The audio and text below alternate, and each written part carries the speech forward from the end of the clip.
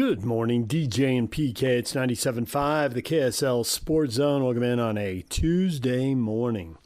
The Utes started football camp yesterday. The Cougars start tomorrow.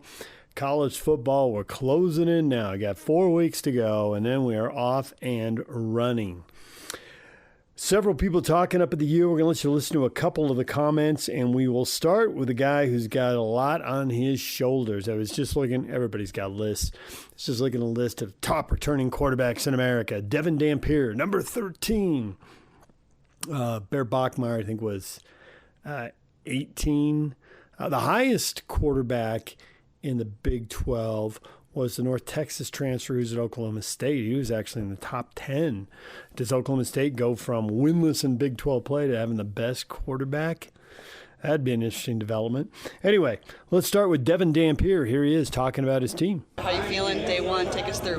Man, I feel great, honestly. I thought our team, we've been working hard without the coaches here a lot, building culture without them. So, for finally the coaches to be back and, see how far we've come together as a team, first practice, I thought it went well. How comfortable are you with Coach McGivens' games and the offense as a team now?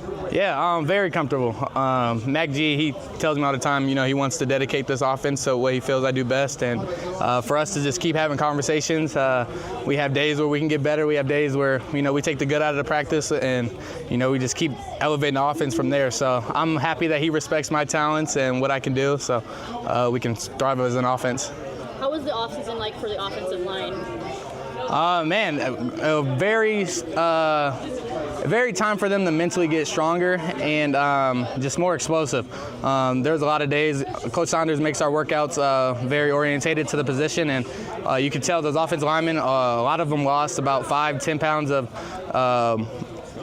fat and then also gained like 10-15 pounds of muscle. So for them to have that transformation just in the summer, now they get to showcase it out here and be at their best. Where do you feel like you're at just in terms of some of the improvements you made this offseason, and how are you excited to implement them here in fall? Yeah, I think a lot of this offseason was me getting together with the receivers. We brought in so many new guys, so they all have their own little spin to their own routes and how they see things on the field. So to get on the same page, that was something that was brought to my attention I needed to do during the offseason. So I thought we came out here and we're able to showcase that. How often did you guys get together, just with you and the receivers? Yeah, there would be days where we had a harder workout, so I'd let them be stationary, just more tracking, more things like that. And the days we did less running, we got more into routes, we got more into putting out coverages in our head. The other receivers would be out there being defenders, and we would just try to implement the field how it would look on the field. So yeah, that's kind of how we went about it. How much of the off season are you watching film with you and Bird and the coaches?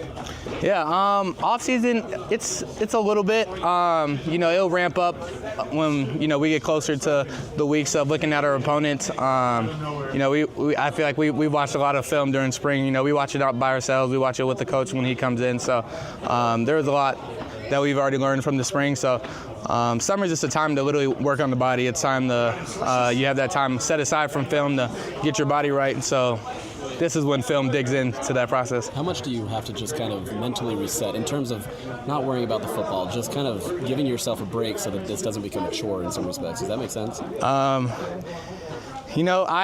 love football. At the end of the day, everyone out here, we love football. We all signed up for this. I've never heard of an easy fall camp, so, we kind of know what to expect when we're here. And, we just go about it where you love each other. We're such a bonded team that like being out here is fun. It's not taxing. It doesn't feel like we're being forced to be dragged out here. Everyone in this building knows that we got big plans ahead. We just talked about it yesterday how we want to win a Big 12 championship. So just with that thought process, we got to do it every day. What's it like sharing the quarterback room with Bird and having somebody like him in the offense? Man, Bird is great, honestly. I think the biggest thing I take away, obviously we're best friends outside of this, but especially during football, he's a very talented player. So, I go out there, I do 4 plays, I think I did good, then Bird goes out there, he throws a touchdown. I'm like, okay, now I'm going to answer back. And then, we just keep elevating each other where, eventually when he takes over, he's going to be that guy. And, he's also pushing me to be the guy right now. So it's very mutual always around. How are you feeling about this receiver room going into fall? Man, very exciting.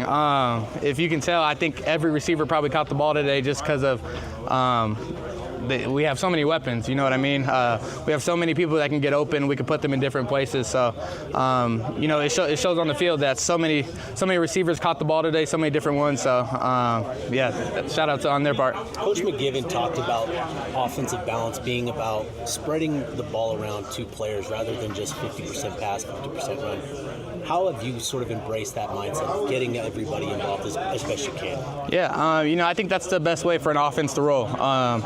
Beat what the defense is giving us. If the defense wants us to pass the ball more, we'll do that. If the defense wants us to run the ball, we'll do that. And that's just kind of where our offense comes from. We take advantage of what the defense gives us. And, McGivern trusts me so much with the offense. He gives me the ability to, go get into a different play, get into things that we run very well. So just to have that aspect, it makes me very confident going into any game that we have the game plan to, do what it takes to win. Speaking of confidence, do you walk a little bit different now that you've been around here? You're kind of feeling good in the red. I mean, just take me through being under center as QB1. Yeah, I think, one coming back to Utah after, everything that went on, and just being so welcoming from my coaches meeting me in the airport. Just starting from there, that builds a lot of respect to me and a lot of loyalty. So, yeah, I do see my teammates looking at me when things get bad and also when things are well. So I prefer to stay at the top of my levels, make sure I'm the same guy, very consistent every single time. And, that's just how I embrace my role. All right, there's Utah quarterback Devon Dampier. Now here's the new head coach, Morgan Scalley. How are things looking day one? Take me through. Excited to be back. Ton of progress in spring. I love what I'm seeing in terms of the energy, the body compositions from the summer, lifting and conditioning. Good first day, 12 periods, really not grueling, just trying to knock off the cobwebs a little bit, but excited to have these guys back. Morgan, in this transfer portal, NIL era, it's rare to have two starting the quarterbacks sharing the room, but you have that with Devon and Bird. What about them makes them coexist in this offense and on this team? Well, I think the reason for it is they're unselfish. And both of them embrace their role. Both of them are very competitive and understand that their number can be called at any time. It also allows for us to be a little bit creative and do some things with their skill sets that can cause issues with defenses. But they're unselfish young men who are all about the team, and that's a rare combination at that position. So very blessed to have those two. With the new 2022 ruling from the kids that can come play, are you going to explore anything like that, or does your team decide? We will explore anything that we feel gives us an advantage and can help us win football games. How many roster spots do you have to explore, depending on how many players are available? For us to know and you to find out. No. There is maybe some wiggle room for one or two guys, is my guess. How do we find that out? Well, you can talk to each other.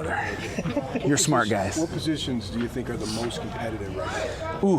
Safety is definitely one of the most competitive positions. Linebacker, wide receiver is probably where we have the most depth. You talked a lot about offensive line back in the spring and how May was going to be massive for their development this fall. How did the offseason go for those guys up front? Really good, but we don't have pads on. So, when we start to hit each other and tackle and all that stuff, that's when I'll really have a good understanding. Already from day one, I can tell they've worked their butts off during the off season. It's a lot crisper, cleaner, faster to the line of scrimmage. There's a lot of things that you can tell, okay, they've spent a ton of time together. Devon talked a lot about this offseason just getting better as a passer, pre-snap adjustments. Now that he's had an off-season in spring, what have you seen from him just early on in terms of? Yeah, so far so good. Like I said, the speed at which they started to execute on day one, much better than what we saw even near maybe the mid to end of spring. So the player-led practices were a huge bonus, and I think if the new bill passes, you're going to see that you can have mandatory practices during that summertime, so that just gives us another opportunity to continue to improve what we did in spring. Morgan, how are you feeling about the state of the defensive line group? Much like the offensive line, we got to hold off judgment until we get some pads on. But that's one group you can tell has a chip on their shoulder. If you're walking through the facility and there's guys in the position room watching film, it's the D-line. They are very aware of the guys that we lost and the pressure on them. They're up to the challenge. I'm excited for that group. Off the bat, day one, any natural-born leaders that are standing out to you? That we don't know already? Oh, man. No, we won't vote for leadership and captains until before the first game. Okay. But, some of the guys that were already on leadership council, showed up today. And then, again, just because you're on a leadership council doesn't mean you're a leader. You can not be on a leadership council and still be a leader. Leadership is influence based on trust you've earned, and so we've had a lot of guys that have been here a number of years and earned that trust to influence others to come along. So I'm pleased with the whole group, but we'll have to wait to see. You've had spring ball. Yes. But today, the first official day, how different was it for you? It's just I'm not coaching a position group, so I'm not so much worried about, because I believe that in Coach McGiven and Coach Swan that the schemes are going to be what they need to be. My whole focus is on how we're doing it, and are we running to the ball? Are we living our culture? It's the behavior that I'm after, and probably not good enough today in terms of hustle. Being relentless to the ball, relentless jogging off the field. This game requires a lot of discipline, and if we're not holding them accountable, then the culture presents itself in a way that you're not happy with. So, not good enough today in that aspect, but the only difference for me is I'm much more looking at every position group and where can we fill holes and where can we improve, as opposed to coaching a side of the ball or a position group. Now that you've had the spring and summer with Coach McGiven, what sticks out most about his offense? He is going to identify our playmakers and get them the ball. He understands that we have to establish the line of scrimmage, we have to establish a physical brand of football, but he's also really good at, here are my playmakers, here's how we're going to get them the ball. Not, here's my scheme, you have to fit inside of it. It's, who do we have and how can I really accentuate them? How can I highlight them and their skill set? How similar will the offense look to fans? I mean, forget all the terminology and all that. I guess it probably very similar. Yeah, probably similar. You have formation of the boundary stuff. You have shifts, motions, the quarterback run game. And that's a big reason why Devon and Bird, wanted to stay is because it was very similar, and there'll be some added wrinkles, obviously, but yeah, I would say to the average fan, you're sitting there going, okay, this looks similar to what we saw last year. Defensively, how much wiggle room does Coach Swan have to explore schematic changes and that sort of stuff? Oh yeah, it's his defense. I wanted that as a defensive coordinator. Kyle gave that to me.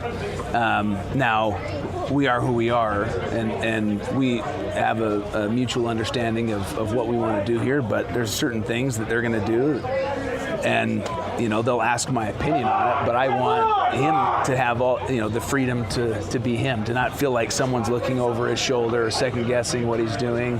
I'm there to support him. All right, there's Utah football coach Morgan Scalley. We're going to take a break. When we come back, more football with former Ute Stevenson Sylvester with PK. Stay with us. Joining us now on 97.5, the KSL Sports Zone, a friend of the station, an employee of the station, Stevenson Sylvester, former Utah, I almost said BYU, former Utah linebacker, but he can talk BYU. And I also did some TV work with him a couple of weeks ago. That was a lot of fun. Thanks for putting up with me, Sly. Oh, man, I ain't putting up with you. We're enjoying each other's company, my brother. Enjoying each other's company. Yeah, you guys are doing a show called The Front Row with Sam and Jeremiah from Channel 5 that you guys do once a week, right? Oh, yes, man. Absolutely love it. And hopefully we can do it more times a week. There's so much sports to talk about. It's kind of hard to talk about a week's worth of sports in one episode per week. So, man, I'm hoping that we increase that to multiple days. But, yeah, we just got it started here this month. And so looking to, of course, get more episodes per week. I think we'll be able to cover all the different things, especially the Utah market, right? The Utah market is just so much. It's so beautiful. So much stuff to talk about, from college sports. Even high school is great, right? We got so many local athletes that are doing some amazing things that we want to talk about, man. So, but absolutely love it. Anytime you're able to talk about sports, it's a good day. Oh, I agree 100%. I've had a fun time doing this radio show all these years, and our market really is exploding big time into a great sports market. It was already great, and it's getting greater. And if they should get Major League Baseball in a few years, it'll grow even greater than it is now. And it's a lot of fun. It's about to really kick in with the opportunity to talk about the football teams. And one of the things, and we'll get to it, what really piqued my interest when I was doing the TV, you brought something up. What I wanted to talk to you first off is, we know NFL camps are getting underway, and we've got a lot of players here from our state schools that are trying to make teams, some as drafted guys, some as undrafted guys. Now, you had an opportunity, I believe you were drafted and played several years in the NFL. When you go into camp at the start of it, not anything that you've done earlier, but I'm talking about the training camp that starts in July,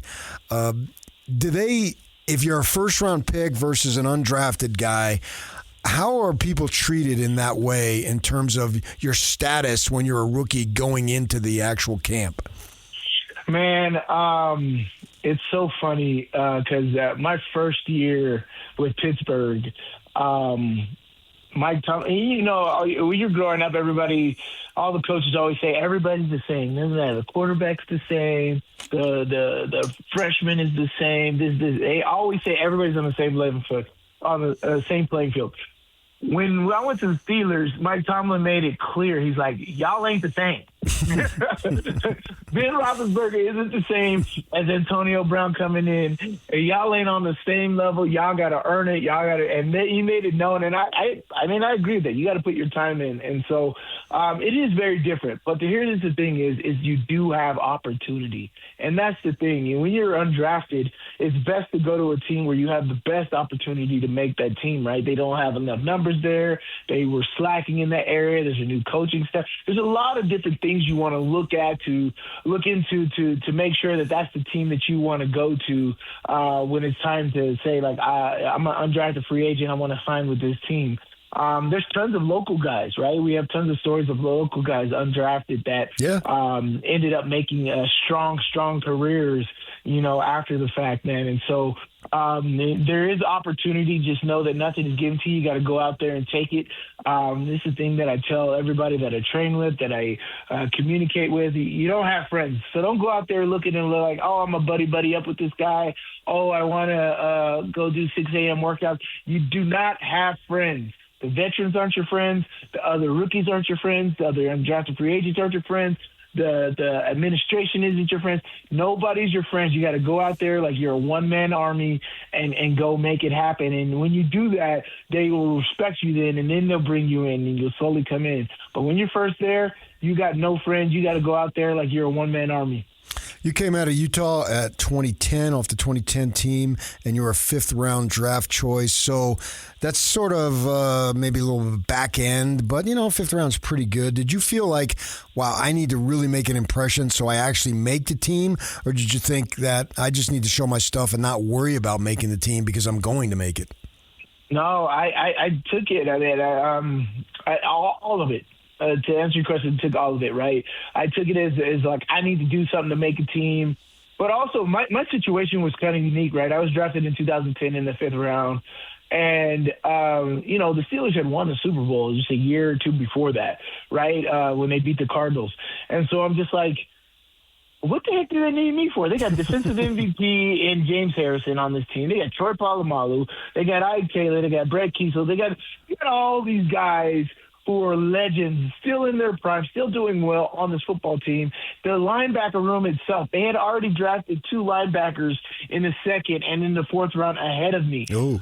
What do they? So the linebacker room, they run 4 deep, right? It's a 3-4 defense, and they have 15 linebackers heading into training camp. That means 7 guys. They only run a 2 deep, right? You can only carry the 4 starters and then 4 backups after. You got 15 guys. 7 guys are getting cut, right? Yeah. I'm a rookie. They already drafted 2 guys ahead of me that they're paying more than me. All the veteran guys are paying ahead of me. Why would they want to keep me was my mindset. So I'm just like, okay, I need to do good so I can sign with another team. If I do good in the preseason and I know when the Steelers cut me, that somebody else is going to pick me up. One of the teams I played against, or hopefully somebody's going to notice my tape. So my whole deal was I wanted to get some tape that I can send to other teams that I know that I could play for them, right?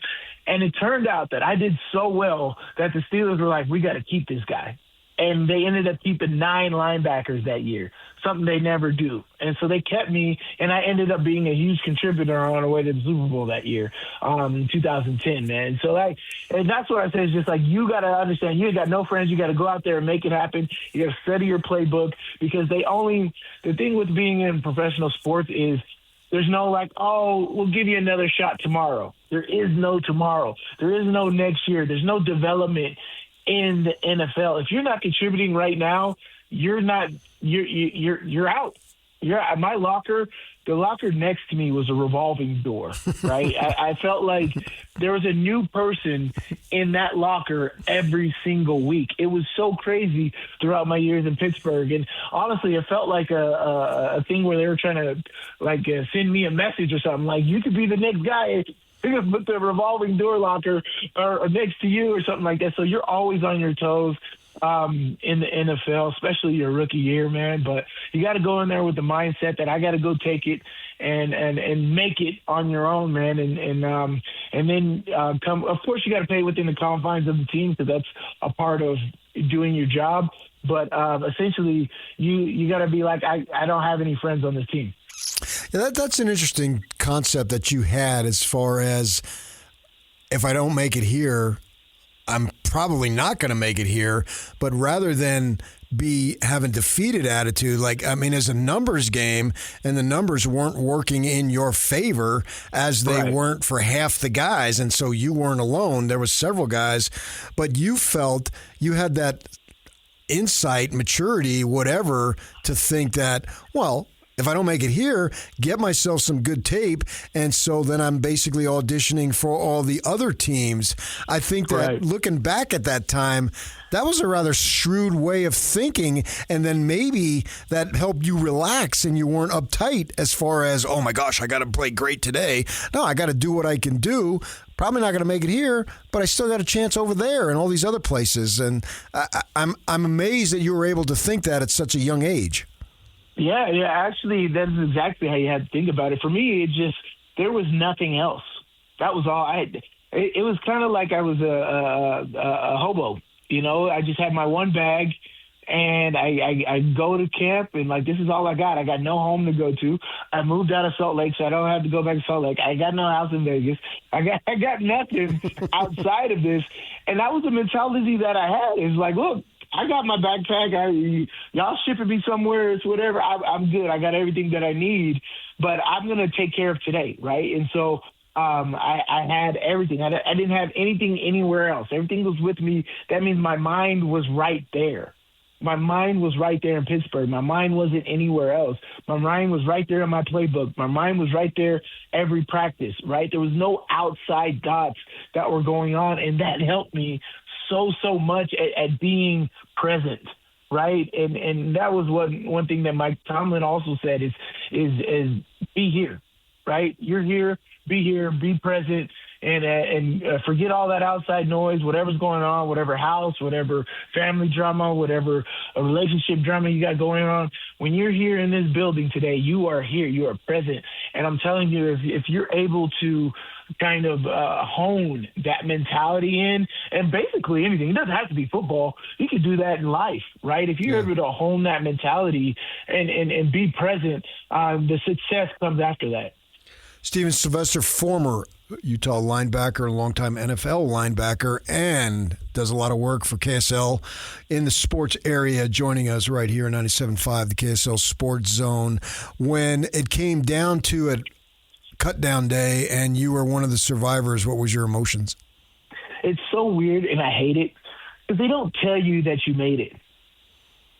Right? And so you're just waiting for a phone call the whole time. They're just like, we call you, this and that. But if we don't call you, you're good. Right? And so you're just waiting for that call. And like, you don't know. You're like, so am I good? Like, I go back into the facility. Nobody's like, hey, good job. You made it. No, it's just like, I'm waiting for somebody to come here like, hey, like on the old Apollo, Showtime Apollo, where they have the guy come and ring people off the stage when they suck. Yeah. That's what I was waiting for. I'm waiting for the GM, security, somebody to come grab me and like, what are you doing in here? Get out. And yeah, but nobody ever did. And so I was just like, okay, business as usual. I swear, that whole day, you're just looking around waiting for somebody to come at you, right? Am I supposed to be in this meeting? You walk into a meeting room, you look around. Does anybody say anything about me being here? And the veterans don't know either. So they look at you, well, this rookie's still here. That means he made the team. And so it's just such a weird day. But after that day is over and you did make it, oh, man, I went to the parking lot, man, and I'm just like, I just let out this huge gasp and just been like, man, it's awesome. But it took the entire day, right? I'm waiting for the entire day for somebody to kick me out. Because even then, it still happens because I've seen it where cut day happens, and even that day and even the next day, they're still making cuts. They're still making waiver transfers and all this other stuff is still happening. So it's not just because you made it at that hour that it's over. Football is forever. As I said, the locker next to me was revolving all year long. So that's the thing about the NFL that sucks is the guaranteed contracts and all this stuff is not a thing. And so you're always on your toes and it causes some real mental trauma sometimes about you always worrying about stuff. Yeah. Trevor Riley told me a story. He said, well, if you don't hear from us on Monday, or Sunday, I think, that means you come in Monday and you made the final cut. And then he told me, then he goes in on Tuesday and they had the waiver wire and they picked up somebody at his position off the waiver wire and then put him on the practice squad. So he had the elation of going to bed thinking that he was going to be on the final roster, the active roster, and then going in the next day and finding out, well, they picked somebody up who had been waived from team wherever. And so now he was back on the practice squad. So he had the high and low in a span of about 12 hours. It sucks. The communication is so bad and you're really just figuring stuff out. That's why, like, if you just got your bag and you're ready to go wherever and you just got a present mentality, I think it's way more successful. It sucks because who wants to live like that? But at the end of the day, football, they say it's not for long, yada, yada, yada. You got to sacrifice for however many times, years or whatever. If you could do that and be able to control your mind and all that stuff, that is a talent that they don't really teach you about or let you know you need to have. But, yeah, exactly. You can go through highs and lows. Just like Trevor said, it literally happens like that. And sometimes quicker. You could be in the middle of the night, midnight, and they send you a text. That sucks. But, yeah, it is really like that, and it stinks. And that's why there's no guarantees. And anytime somebody says something, you got to continue to keep pressing on and working. Stevenson Sylvester, former BYU or Utah linebacker, joining us. I got BYU and Utah on my mind because I want to talk to you about college football.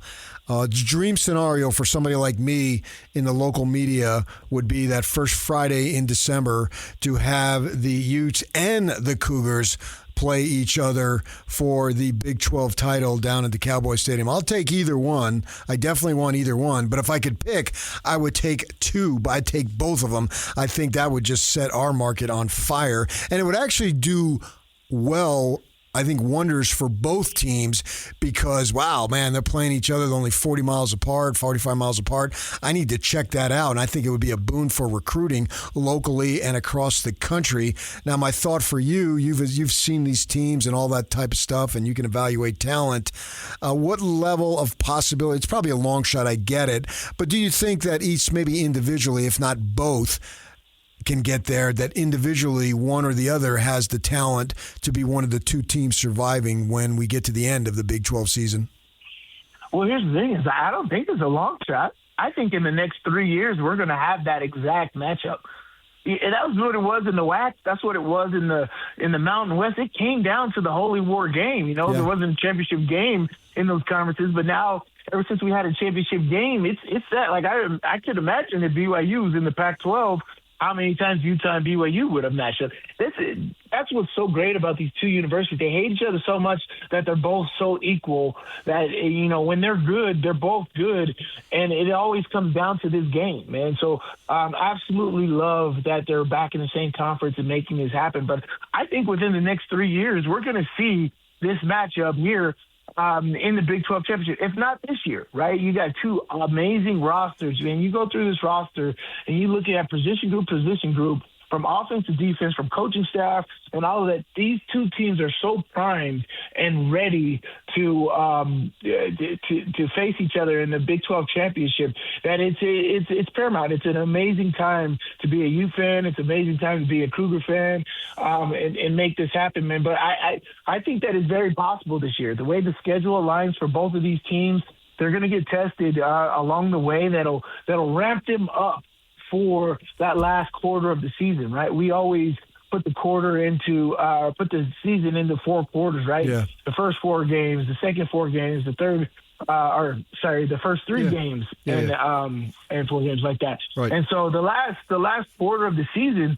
everybody's going to be tested up to that point to be like, okay, we're primed and ready to go to be in position for this Big 12 championship. Utah schedule, right? I think they get a really good schedule with an early SEC test at home, which helps them. They got a tough away game, which, going up to Ames, Iowa, I heard that is definitely different territory. I know they're not going to have the team that they had last year or the year before, but especially they're all at Penn State now. Right. But going into Ames, Iowa is not going to be easy, right?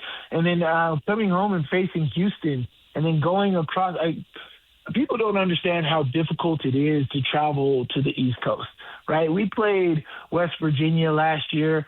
That was such a weird transition, and we ended up actually having to fly out on Thursday to play Saturday, so we didn't have any mess-ups. But, hopefully they do that the same thing with Cincinnati this year. But going all the way to the East Coast is not an easy thing, especially that game's on Halloween, and hopefully we're not looking forward to the BYU game the next week.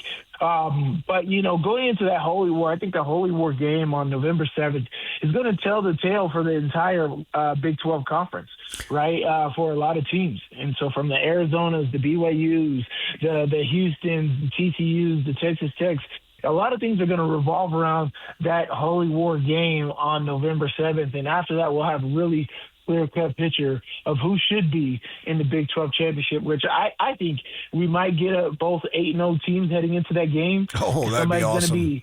Somebody's going to be 8-1, somebody's going to be 9-1, and then they win out the rest of the season, and hopefully Texas Tech slips up somewhere, Arizona at home, something like that, and we get some spookiness and we get that Holy War again rematch in the Big 12 championship this game. That would be so awesome, and so really looking forward to that. I agree. I'm looking forward to that, too. I'm looking forward to the start of the season and most definitely looking forward to November. That's going to be a great time for both teams, and hopefully they both do well, as you say, and maybe we can see that. So anyway, Sly, I thank you for your time. We appreciate you joining us right here on the KSL Sports Zone. You're the man. Thanks, PK. There's Sly Sylvester. When we come back, Bob Nightengale's talking baseball. What does he think the odds are of the expansion team coming to Utah? What does he think the odds are of all of next season being lost? Stay with us. As a small business owner, sometimes it feels like no matter how much planning you do, there's always surprises, like an urgent, expensive repair. But here's a surprise you'll like. With Progressive, small business owners save 10% or more on their commercial auto insurance when they pay in full. So enjoy a surprise for once. Get a quote in as little as 8 minutes at ProgressiveCommercial.com. Progressive Casualty Insurance Company and Affiliates. Discounts not available in all states or situations. Good morning, DJ and PK. It's 97.5, the KSL Sports Zone. Yesterday, PK and I were joined by Bob Nightengale, baseball columnist for the USA Today. Obviously, the trade deadline, obviously, Scooble to the Dodgers, a big topic, but expansion, what are the odds for a team coming to Utah in the early 2030s, and what might that timeline look like? And then also, what's going to happen with next season? We can lose a little bit of it, a lot of it, all of it, none of it. Here's Bob Nightengale with PK and I. The Dodgers get Scooble. Are you one of the people who thinks it's over, I don't need to watch anything now? Or the baseball postseason's wildly unpredictable and you just never know? Yeah, you never know. I mean, the Yankees were always a team to beat there in the late 90s and, other decades. And I think people like to see a superpower to see if they get knocked off. But, yeah, I mean, anything can happen. Maybe outside the Phillies, you're not sure who can knock off the Dodgers, but it's certainly possible. I want to know, Bob, what are you going to do to spend your time in the summer of 27? Yeah, hopefully it doesn't go too long this summer. I'm sure it'll go through the spring of 27. Hopefully we'll still get about 140 games in, something like that. I think it's going to wipe out. I do think it's going to wipe out spring training. What's your level of confidence? If you told me right now I can take 140, and you're talking to a guy who went on a baseball trip for vacation a couple of weeks ago, and I only have 2 more parks before I've knocked them all out, so obviously I love the game. But if you told me 140 right now, I would take it. What's your confidence level? Yeah, I'm confident we're going to have a season. I don't believe for a second we won't have a season. So I'll take the 140. Nice. If you said okay, over on 140, I'll go 140, and do it that way. I just think it's going to take at least 1 missed paycheck, if not 2. And players don't get paid until first week of April, and every 2 weeks after that. So that's why I think it's going to take a little while to see who blinks first. Why would the players, and maybe it's because it's a different generation of players, but why would the players blink after a couple paychecks when there's a history of them not blinking after a couple of paychecks? Well, just a new generation of players, and they're going to jack up that minimum salary to about $1.25 million. It was never close to being that high. They're going to have more guys eligible for arbitration, probably lower free agency from 6 years to 5 for 30-year-olds. So they're going to try to do the rank and file. Remember now, in 2021, the executive committee voted 8-0 not to play, keep negotiating. They went to the clubs and said, wait a minute, now we want to play. And they voted 26-4, said, hey, we're playing. Yeah, right. I think that's the holdout for hope, is that when it's put to, essence, if you will, a popular vote, that they take it at that point. The way we have now is like, we were waiting for Scooble to get traded and was likely going to be to the Dodgers, and it happened. And just the perception of the game, I don't blame the Dodgers by any stretch. They're taking advantage of the rules. But the perception is it's unfair. What is your take on that, at least from a perception standpoint? Yeah, I mean, I don't think it's unfair by any means. I mean, they have the money; they're spending it. I mean, would people be more happy if they're just lining the pockets of Mark Walter in the ownership group? On the opening day, the Mets had a bigger payroll than the Dodgers did. The Mets have spent more money than the Dodgers the last 5 years.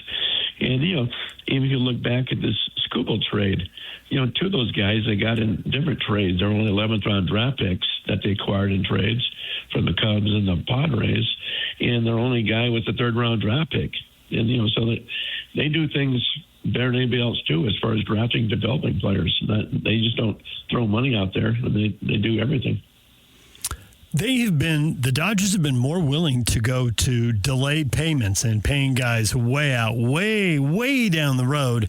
And other teams aren't doing that. And that seems to be an advantage for the Dodgers. How come nobody's gone with them in that area? One thing I think the players want to do it is just because of the California taxes. Let's go to Shohei Ohtani. I mean, he's only making $2 million a year. $68 million is deferred until 10 years from now.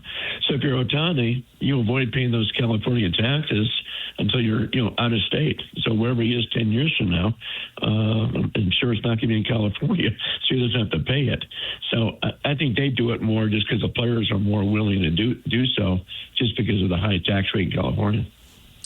What about the idea, Bob, that the situation with the television contracts and so forth, meaning that the Dodgers spend less than, and I believe you're based out of Phoenix, the Diamondbacks, but in terms of their revenue,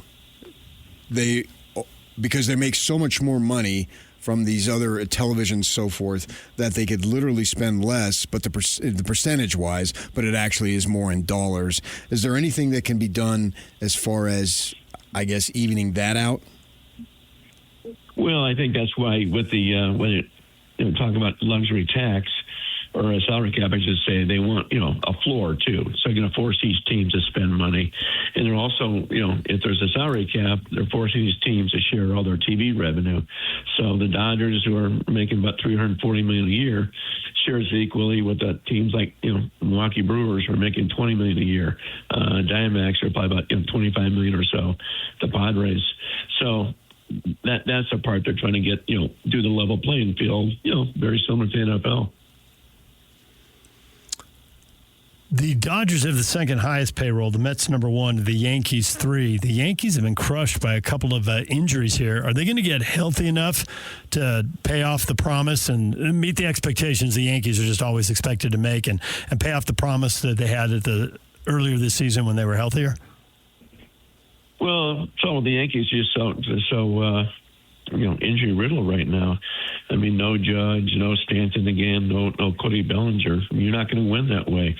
They want to make some moves, but if Aaron Judge doesn't come back, they'll probably just spin their wheels. I don't see how they can win with Aaron Judge, and I think they're a lot more pessimistic than they convey publicly about whether he can return or not. A lot of people don't think he'll be back.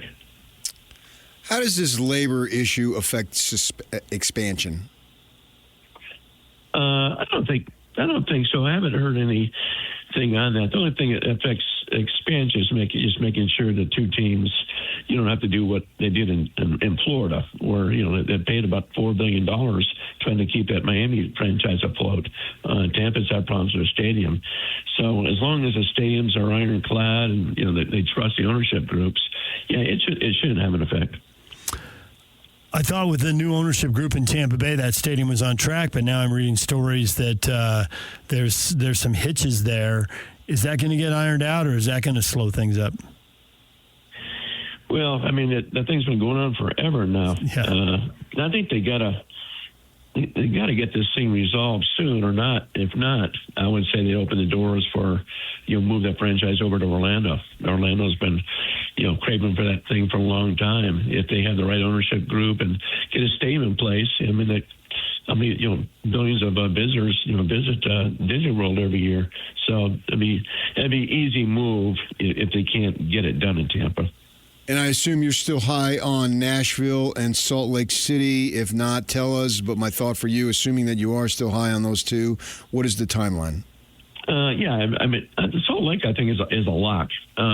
It should be Nashville, but Salt Lake's got the ownership group. Got Dale Murphy involved, everything else. So I think that's a go for sure in Salt Lake. But you're talking about probably either 2031 or 2032 when they play their first major league games. And some owners aren't crazy about it. I mean, it's going to be a high expansion fee just because the talent as we've seen pitching wise, now you're going to dilute it more, by having 26 more pitchers in the game. It's like, wow, where's this talent going to come from? But I think either 31 or 32. Isn't part of the answer on where the talent is going to come from that the game's going to continue to be more international and there'll be more players coming, whether it's the Caribbean, Central America, Japan, Korea, wherever? I mean, the whole goal of the World Baseball Classic is to keep growing the game. Venezuela, I should be throwing Venezuela in the mix as well. Isn't that where the talent's going to come from? They hope so. I mean, that's why I think that they're going to let the major league players play in the Olympics in 2028 here, doing that. But yeah, I mean, it's more and more international players for sure. Just like we see in the NBA, we see that more in baseball as well. I had heard some stuff or read some stuff about possibilities of revamping the draft, and maybe high school kids know, and getting some form of foreign players into the draft. I haven't heard anything. It's about a week or so ago. It seemed a little silly not to let high school kids get drafted, but where do you think that stands? Yeah, I don't see there's any way that's going to fly. I mean, they like to, it's cheaper for the colleges to develop these kids instead of the minor leagues, but, there's no way you can force these kids to say, okay, I don't want to go to college. What I have to do is go to Japan or Mexico for 2 years. So I don't think that's ever going to fly. I really don't.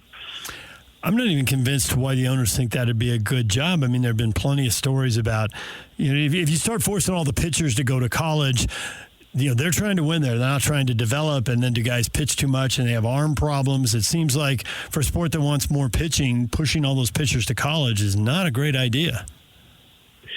No, I agree. I mean, if you go to college, you may not be playing until you're, starting into your junior year, that sort of thing, if you're a position player. So, yeah, that's why I think there's so many holes in that theory. That's why I don't think that would ever fly. Yeah. Well, Bob, we will continue to read you every week. We appreciate your column. PK turned me on to it. I'm a regular reader now. And for people who want more baseball info, they can follow you in the USA Today, get all your stuff online. You got a lot of good stuff. Thanks for coming on, and thanks for writing baseball all the time. Sure, my pleasure. Thank you, guys. All right, there's Bob Nightengale from the USA Today. When we come back, what is trending? The headlines are next.